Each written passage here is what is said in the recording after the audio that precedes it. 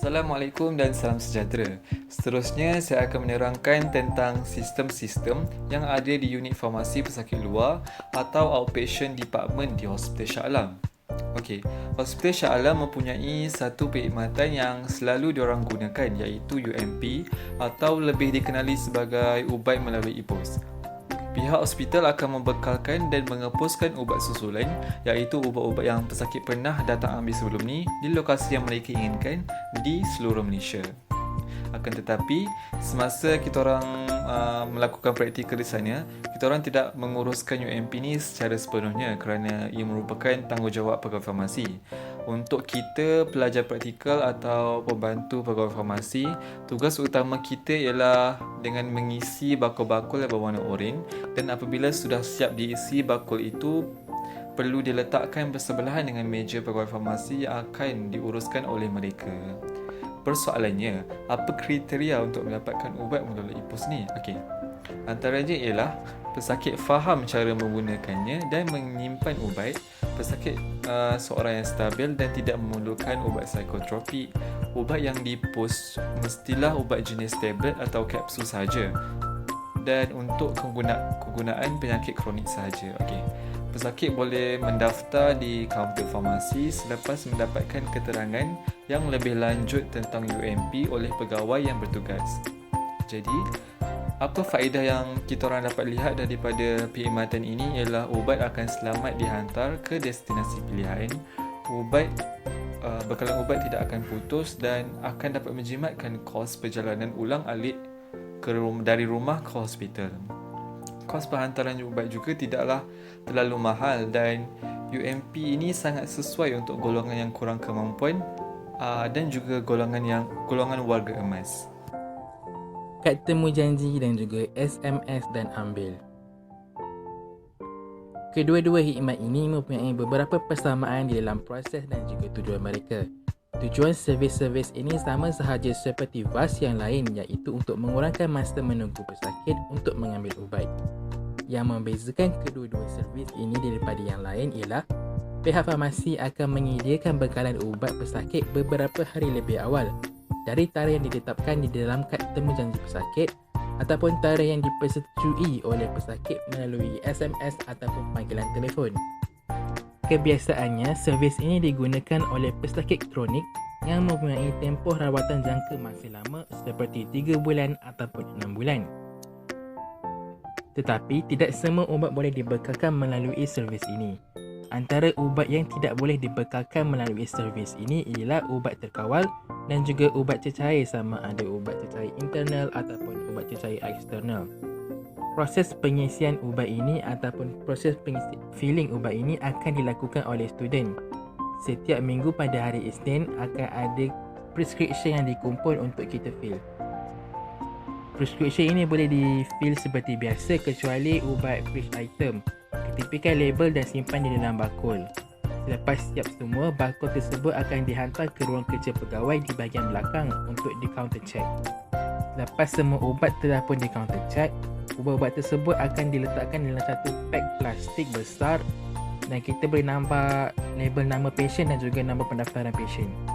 Pack tersebut akan dikumpulkan dan diletak dalam kabinet berlabel huruf A sampai Z mengikut huruf pertama nama pesakit. Bila pasien dah datang nak ambil ubat, kita boleh saja buka kabinet yang bermula dengan huruf nama pertama pesakit. Pastikan di dalam pack tersebut tiada label kosong ataupun label ubat fridge. Kiranya ada, pastikan kita fill dulu label tu dan tampal. Kemudian baru kita serahkan ke kaunter finance. Next, we're gonna talk about SPUB system or sistem penispensan ubat bersepadu. So, what is SPUB? SPUB ni sistem untuk pasien ambil ubat susulan mereka dekat hospital ataupun klinik kerajaan yang berdekatan dengan rumah diorang. Proses untuk apply SPUB ni, mula-mula pasien kena isi form yang akan diberikan oleh farmasi yang bertugas. Next, farmasi yang bertugas akan kontak hospital ataupun klinik yang pasien pilih untuk dapatkan confirmation. Pasien akan dapat prescription yang dah ada cap SPUB dengan nama hospital yang diorang dah pilih. After that, pasien boleh ambil ubat susulan diorang dekat hospital ataupun klinik kerajaan yang diorang dah pilih. Bila kita dapat SPUB punya prescription, mula-mula kita kena verify ada tak code SPUB dengan nama hospital kita. Kadang-kadang patient tersalah, dia tulis Klinik Kesihatan Shah Alam bukan Hospital Shah Alam. Bila jadi macam ni, kita akan pulangkan balik prescription kepada patient dan kita akan bagi tahu untuk ambil dekat Klinik Shah Alam. Untuk prescription yang ada code SPUB dengan nama hospital kita yang betul, mula-mula kita cek tarikh TCA patient untuk tahu berapa banyak ubat yang kita kena supply untuk patient. Lepas tu kita key in data dalam sistem SPUB untuk pantau keluar masuk ubat patient daripada fasiliti asal. Stok ubat SPUB ni ada dua jenis, sama ada yang dihantar daripada fasiliti asal diorang ataupun yang disediakan oleh hospital kita sendiri. Masa filling ubat daripada fasiliti asal, ambil je dekat dalam stok SPUB sebab ubat tu dah diasingkan ikut nama hospital dengan nama patient masing-masing. Untuk ubat SPUB yang kita keluarkan daripada farmasi sendiri, kena record dalam file SPUB berapa banyak yang kita keluarkan. Lepas tu, kita label ubat manually dan hantar untuk counter check before dispense. Next, kita cakap pasal Local for You. Okey, ini a quick brief macam mana rupa Local for You dekat Hospital Shah Alam. Macam mana flow Local for You? Okey, farmasi ni dia akan ambil ubat untuk seseorang patient ni and then dia akan letakkan dekat dalam locker setiap hari Jumaat. And then patient tu pula akan ambil ubat dia dekat dalam locker yang dia dah register bila-bila je, termasuk weekend dan weekdays.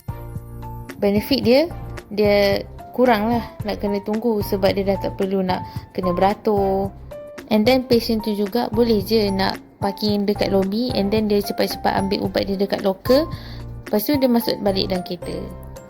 Second, sistem ni untung untuk patient yang dia kerja masa office hour, kiranya 8 sampai 5, and then dia boleh ambil ubat dia after office hour, weekend dengan weekdays. Next is about prescription process.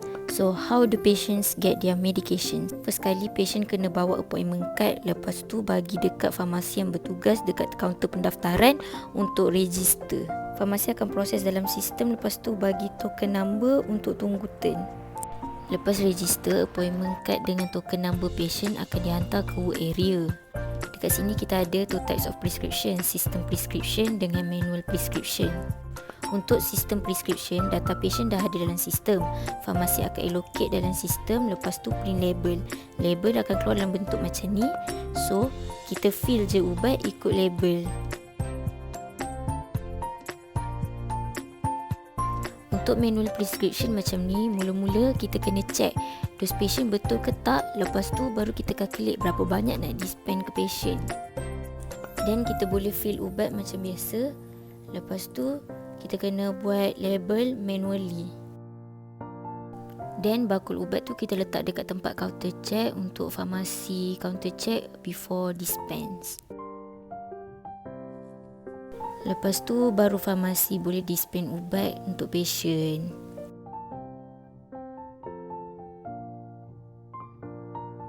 Untuk patient yang ada problem tak nak makan ubat ke, ataupun patient yang baru belajar nak guna insulin ataupun inhaler, farmasi akan panggil ke dalam bilik kaunseling untuk counsel lah cara guna insulin ke, cara guna inhaler. Untuk patient yang kena ambil ubat sirap X-Stem, diorang kena call farmasi sehari ataupun 2 hari sebelum tarikh ambil ubat untuk kita prepare ubat tu siap-siap. Label untuk ubat X-Stem kena print sendiri sebab expired date dia lain-lain.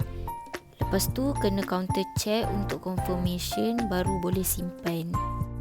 Terusnya saya akan menerangkan tentang apa yang patut kita student buat dan apa yang patut kita tidak perlu buat. Okey. So apa yang patut kita buat? Yang pertama, kita mestilah mengisi ubat yang betul mengikut preskripsi doktor. Yang kedua, kita kena memastikan kita ni ada good hygiene ataupun bersihlah selalu apabila kita handle ubat ni. Yang ketiga, kita kena selalu berhati-hati tentang ubat yang limited ataupun lebih dikenali sebagai ubat kuota. Ubat kuota ni adalah ubat yang ada bingkai. Kena ambil tulis seberapa banyak kuantiti yang kita ambil dan baki yang tinggal, dan kena pastikan kita tanda tangan dekat bingkai tu. Untuk tanda tangan tulis nama sendirilah untuk kita tahu, untuk pegawai lain tahu siapa yang ambil. Okey, yang keempat, kita tulis tampal label dekat ubat yang ada dalam peti ais. Okey, contoh ubat yang ada dalam peti ais macam insulin, eye drop, zalatan dan sebagainya. Untuk yang tidak perlu pula ialah kita kalau filling kalau boleh tidak lebih daripada 30 minit. Yang kedua, jangan isi ubat yang dalam peti ais untuk UMP dengan vas. Yang ketiga, duduk dan tidak buat apa-apa. Okey. Kalau boleh jangan duduk dan sembang je lah. Kita sebab ada banyak kerja dekat farmasi ni, biasanya kita orang akan prepare je ubat-ubat tablet lah dekat bawah tangga, dekat belakang tu. Okey, yang keempat, jangan malu untuk bertanya kepada farmasi. Okey. Untuk pegawai farmasi lah. Kalau pegawai farmasi ni ramai je yang baik-baik ada. Dan jangan malu lah sebab diorang pun sangat membantu. Ada juga PRP yang macam sama umur dengan kita juga, yang tua setahun, 2 tahun macam tu. So boleh tanya kat diorang je. Okay, tu je ya. Okay, ini list tugasan kita sebagai student dekat OP. And then kita akan pecahkan kepada 2, yang pagi dan yang petang. Ini tugasan yang wajib untuk kita buat setiap pagi dan setiap petang. Kalau yang pagi, kita kena masuk-masuk tu top up bin, check temperature, lepas tu filling. Kiranya tu wajib lah pagi-pagi. Manakala yang petang, kita akan top up bin untuk keesokan harinya. Prepare pun selalunya kita akan buat petang sebab selalunya patient tak ramai petang-petang. Yang tulisan warna biru tu kiranya perkara yang harus kita lakukan. Macam pagi, kita tak selalu buat prepare. And then petang, kita filling tu selalunya macam PRP, lepas tu pegawai pun dia akan buat filling. Satu perkara yang wajib untuk kita buat iaitu masuk kerja awal pada waktunya. Kalau di OPD, pukul 8 sharp, kita kena ada dekat work area OPD. Okey, yang pertama, kita perlu top up ubat dekat bin. Yang paling penting dan selalu kita top up adalah area belah kiri dan yang tengah. Sebab yang kiri dengan yang tengah ni ubat untuk fast moving. Yang kedua adalah cek suhu. Suhu perlu dicek pada awal pagi, iaitu selepas pukul 8, dan petang, iaitu pada 4.30 petang. Yang ketiga, iaitu benda wajib untuk semua orang buat, iaitu filling. Di OPD HESAS, terdapat pelbagai jenis barcode, iaitu barcode VAS, UMP, BMS, SPUB dan barcode bermasalah. Yang keempat adalah cek stok ubat yang kita prepare. Selalunya kita akan buat petang.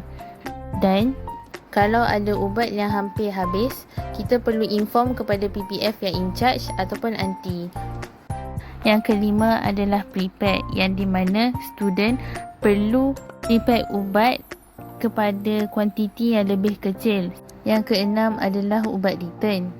Ubat return akan dicek oleh PPF dan dimasukkan balik ke dalam binnya oleh student.